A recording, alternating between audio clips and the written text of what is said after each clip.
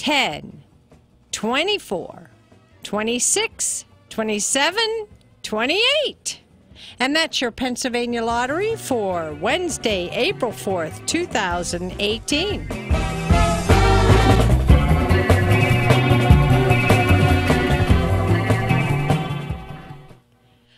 Well, everybody, we're running to the end of the show.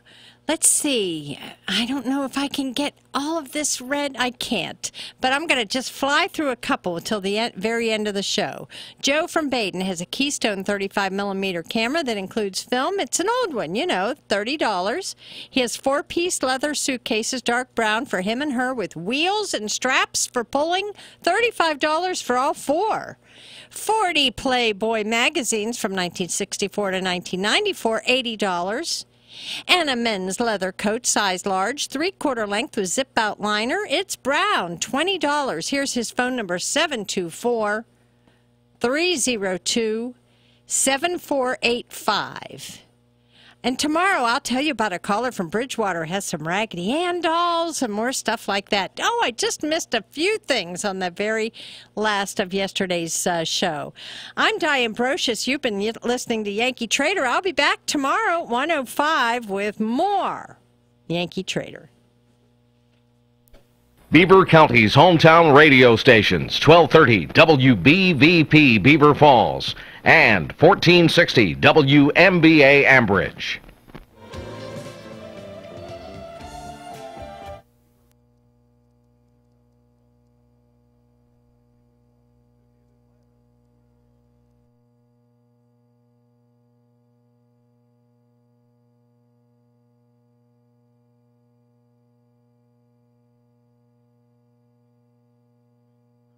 Says it's up to people, not the government, to achieve the ideals expressed by Dr. King. Echoing the civil rights leader's own words, the president says we must learn to live together as brothers and sisters, lest we perish together as fools. And Mr. Trump says it's the people of the United States, not government, who will achieve King's goals. This White House correspondent Greg Cluxton. Unemployment in the 19 countries that use the euro has fallen to its lowest level in a decade as the region's economy benefits from waning worries over the currency union's debt problem. EU statistics agency Eurostat says the rate fell to 8.5% in February from 8.6% the month before. The proportion out of work is the lowest since December 2008. While the EU economy is growing solidly, inflation remains benign. Consumer prices rose 1.4% in the year to March, up from 1.1% the month before, but below the European Central Bank's goal of just under 2%. That's correspondent Jeremy House reporting. Stocks in the U.S. and Europe have been sinking and vacillating all day long after the U.S. and China announced details of proposed tariffs, escalating a trade dispute between the two largest economies in the world. Meanwhile, President Trump's top economic advisor, Larry Kudlow, says some analysts are simply wrong when they say that by threatening higher tariffs, the U.S. has already entered a trade war with China. I'd say I don't agree. This is not about trade wars. This is about holding to the laws and the customs of free trade and holding violators to account. On Wall Street, the Dow right now down 95 points. More on these stories at townhall.com. From the creators of the Case for Christ. All these years, this church has been here. Now it's just a crime scene. The church has brought nothing but controversy to the school for years. When we are divided, we must remember what we stand for. We cannot respond to hate with more hate. In the darkness, we are called to be the light. Without grace is our goal. We're just fighting. God's Not Dead, A Light in Darkness, starring David A.R. White and John Corbett. Now playing. Rated PG. Parental guidance suggested. Go to godsnotdead.com. Are you a responsible person who finds yourself growing deeper in credit card debt? Then get ready for a toll-free number that will put you on a path to financial recovery. Trinity Debt Management will consolidate your accounts and work with your creditors. You'll save thousands and become debt-free for keeps. If your debt has you down, we should talk. Call Trinity at 1-800-990-6976. 1-800-990-6976. 1-800-990-6976. Special counsel, I should say, Robert Mueller has informed President Trump's attorneys that the president is not currently considered a criminal target in the Russia investigation. According to one person familiar with the conversation, the president is considered a subject of Mueller's probe, not a target. A subject, typically somebody whose conduct is of interest to investigators, but there's nowhere near enough evidence to bring charges. CVS Health is now planning to treat patients who suffer from kidney failure. More on that from correspondent Linda Kenyon. CVS Health says it will offer home dialysis for patients through its Coram business, which specializes in infusion therapy. In addition, CVS Health says it is working with another company to develop a new device for kidney dialysis. Clinical trials of that device will begin this year. CVS Health Corporation, best known for its pharmacies, but is also involved in healthcare benefit management and spending $69 billion to buy Aetna. More on these stories at townhall.com.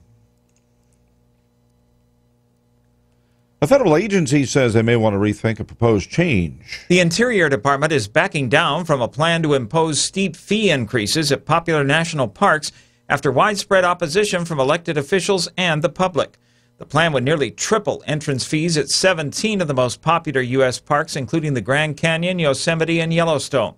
While plans are still being finalized, a spokeswoman for Interior Secretary Ryan Zinke says officials have, quote, taken the public's suggestions seriously and have amended the plan accordingly. Keith Peters, Washington. A voter in a tiny northeast Wisconsin town wants to bring ducks to the polling station, along with a sign that reads, if you don't vote, you can't squawk. Winnicott Town Clerk Yvonne Zobel says the voter asked town officials whether she could bring 3 caged ducks and the sign to the town hall during the November election. She got a thumbs up, but is required to keep those ducks at least 100 feet away from the polling booths. More on these stories from townhall.com.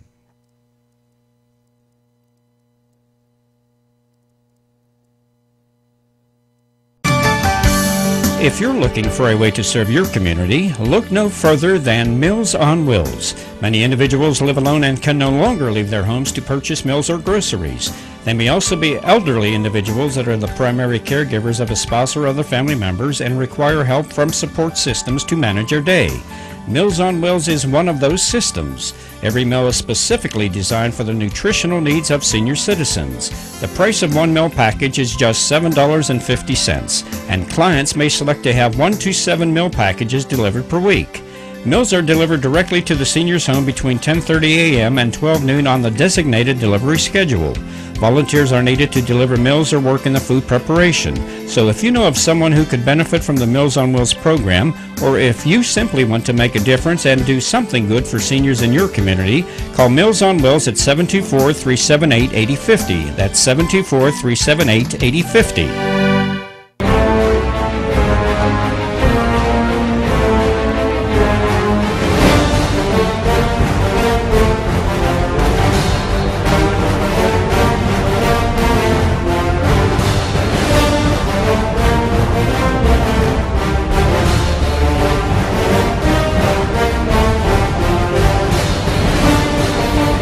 Well, everybody, Dennis Prager here. Thank you for being with me. We just had a great male-female hour. For those of you who missed it, bet you can always get it if you join Pragertopia. Get any hour you want, and it's commercial-free. No ads. That's Pragertopia.com. If I told you it was $100 a month, it would be worth it. But it's not. It's $5. That's right. Even Sean can afford it. Is that true, Sean? You know, check the household budget. Hi, everybody. It's wonderful to be with you. So, a couple of thousand Hondurans in a troubled country of Honduras. Been there, and I have a real relationship to Honduras in a certain sense. And I've been there now. Let me see. Oh no, I've been there once. Right. We went to Tegucigalpa and to what is the name of the city, which is now the most dangerous city in the Western Hemisphere? Look it up, okay? Because I want to say the name. We were there together. No, wait a minute. This is a little confusing. Were you there with me? Yeah. In both places? So you were at the hospital? San Pedro Sula. Sula, yeah, San Pedro Sula.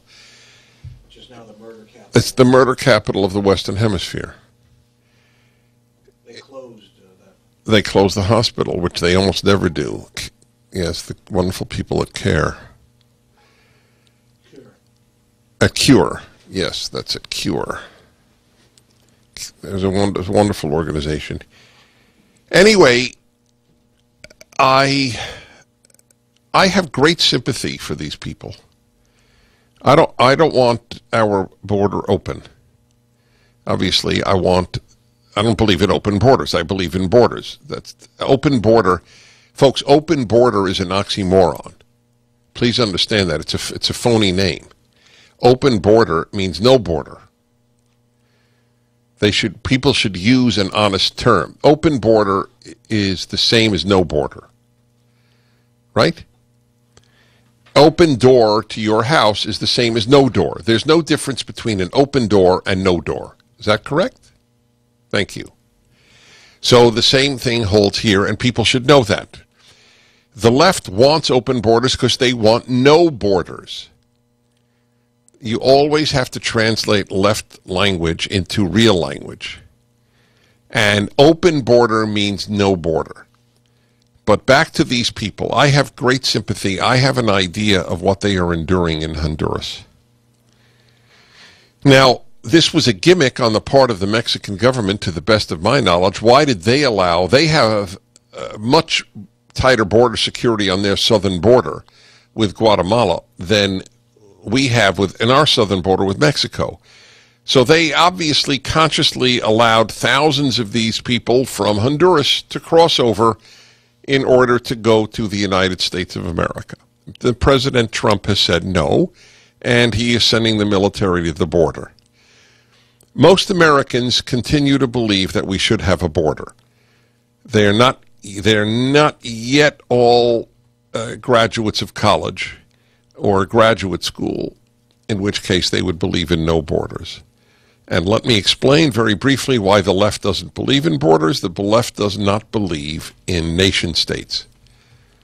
The only nation state that the left celebrates are the Palestinians.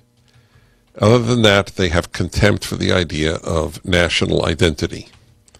They're big on Palestinian identity because the left hates Israel. But not liberals, the left. Okay? My daily affirmation of liberal as distinct from left. They don't believe in this since this has, from the beginning, from Karl Marx, as I've explained to you, but I realize, look, it's true for me, why wouldn't it be true for others? Repetition is the mother of learning. Marx wrote at the end of the Communist Manifesto, "Proletariat of the world, unite. You have nothing to lose but your chains." The division in leftism is not national division. That is of no consequence to leftists. It is class division. That's the important thing. Workers of the world unite. Not German workers unite or English workers or Russian workers. That's irrelevant. All the workers have something in common. They are of the working class. They're the proletariat. So if you're a leftist, you don't believe in national borders. Nationalism is in any event synonymous with chauvinism, with an excess of nationalist fervor, which the left does not like. All right, so that's what it is. The president, however, was elected to a very large extent on his promise of building a wall. I have never heard a single moral argument against the wall, not one. I've heard cliches that, well, cliches may be true. I've heard empty slogans like, we need to build bridges, not walls. Means nothing. Do you know that? It means nothing. What is it to be taken literally? Should we build bridges for people to come into the United States? A wall protects your house. You know how many people live behind walls in the United States and then vote that the United States should not have a wall? If that is not the definition of both hypocrisy and I almost never use the term because it's wildly overused. People use the term